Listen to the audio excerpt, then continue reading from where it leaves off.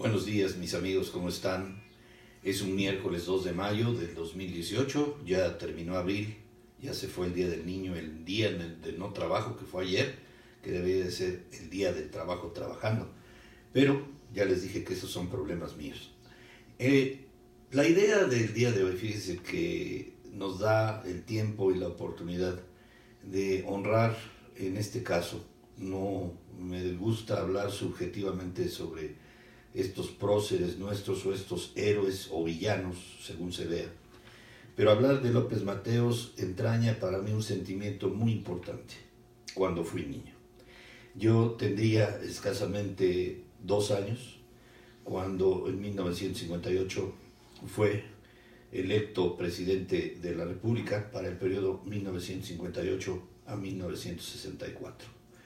Justamente cuando la gratuidad era una palabra magnífica para los niños que no tuvieron la fortuna de tener una escuela primaria como la tuve yo, en la que la enseñanza no era gratuita, era de paga. La escuela, me becaron, tuve esa suerte, pero mi mamá nos daba alimentos, mi papacito también.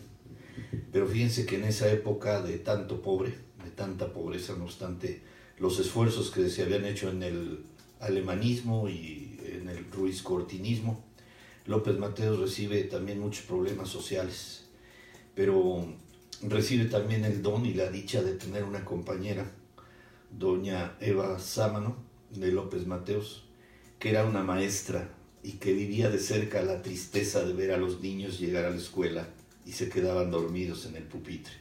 No ponían atención.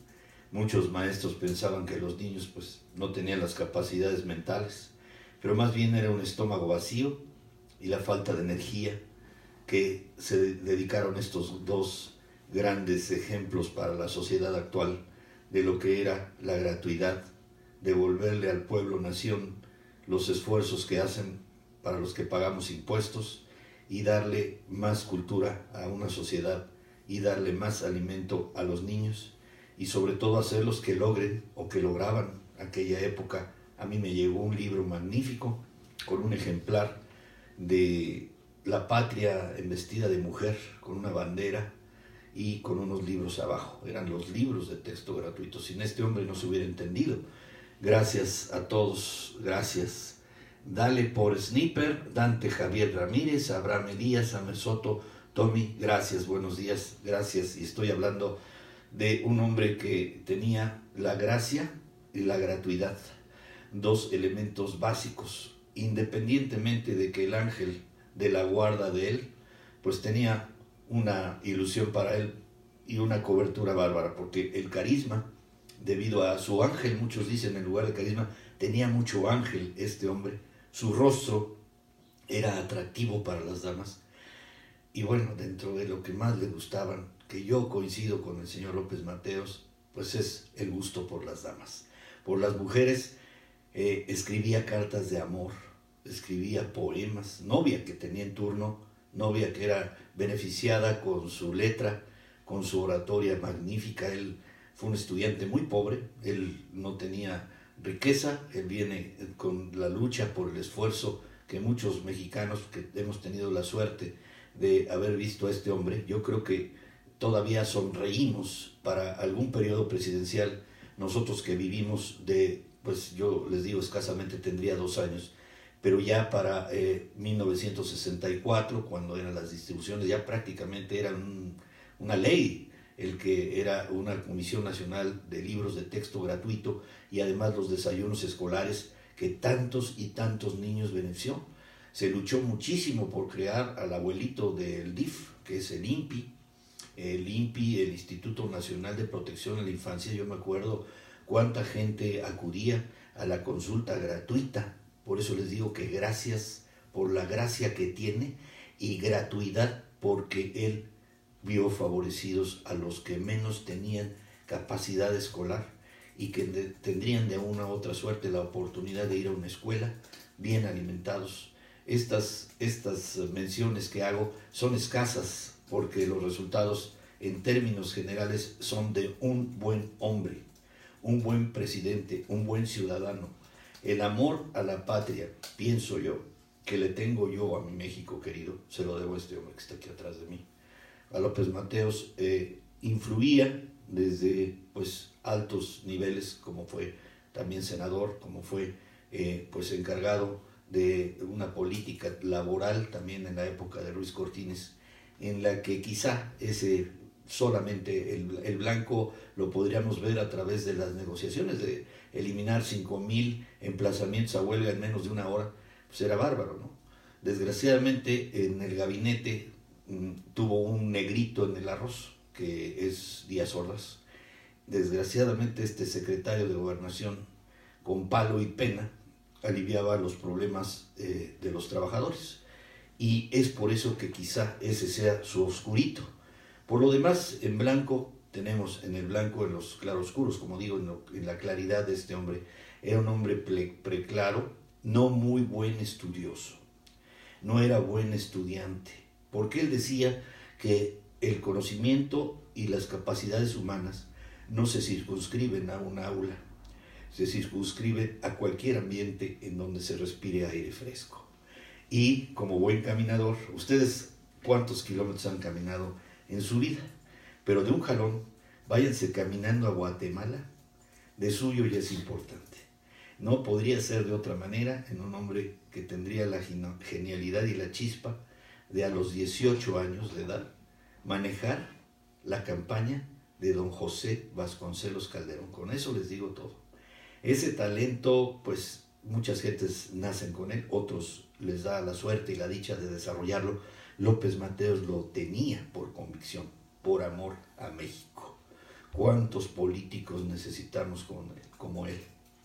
Para que ahora, en lugar de estar pensando en vender a la Comisión Federal de Electricidad para ganar dinero o para tener mejores utilidades del gobierno, en aquella época nacionalizó la Comisión Federal de Electricidad, pero no era la Comisión Federal de Electricidad, era la electricidad en manos de los extranjeros. Un puesto como el de presidente, que emanaba también de un cardenismo, seguramente también tenía sus sesgos de socialista, ¿no? Porque de suyo importante el que viera, pues no sobre el hombro, sino teniendo que estrechar la mano de líderes como el ferrocarrilero, ¿no? Como Demetrio Vallejo, también Otón Salazar, que desgraciadamente pues eran rivales del esquema de gobierno. Pero es que había que entender que López Mateos recibió una bomba de tiempo. Todos los problemas que se descargaban en él como secretario de Trabajo en el periodo anterior de Ruiz Cortines, los tenía que resolver de un plumazo. Y desgraciadamente, al no tomar la decisión como él le hubiera gustado, porque ya pues los problemas nacionales entrañan de suyo mucho tiempo, mucho esfuerzo, mucha dedicación. Él viene de un problema físico. Ustedes saben que la época de José de Vasconcelos Calderón, en 1929, al estar organizando las elecciones y toda vez que se enteran de la derrota, porque, bueno, ya saben ustedes que ganó Pascual Ortiz Rubio en 1930, pero pues estaba fuertemente atacado por los plutarquistas. Plutarco Elías Calles seguía nombrándose jefe máximo de la Revolución Mexicana y López Mateos fue golpeado fuertemente en la cabeza, cosa que lo hizo nuevamente irse a Guatemala, estar un tiempo fuera y pues renunciar al calderonismo, a este caso vasconcelismo calderonismo, Vasconcelos Calderón, porque tuvo que decidir entre su salud, su vida y seguir en la política.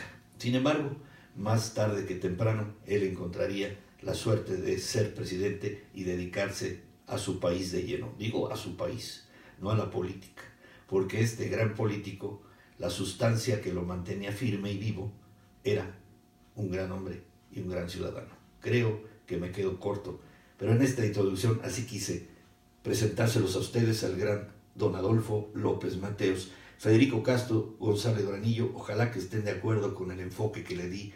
Abdías Fuentes, gracias. Diego Paniagua, Cecilia del Mazo Sánchez, gracias prima. Fernanda,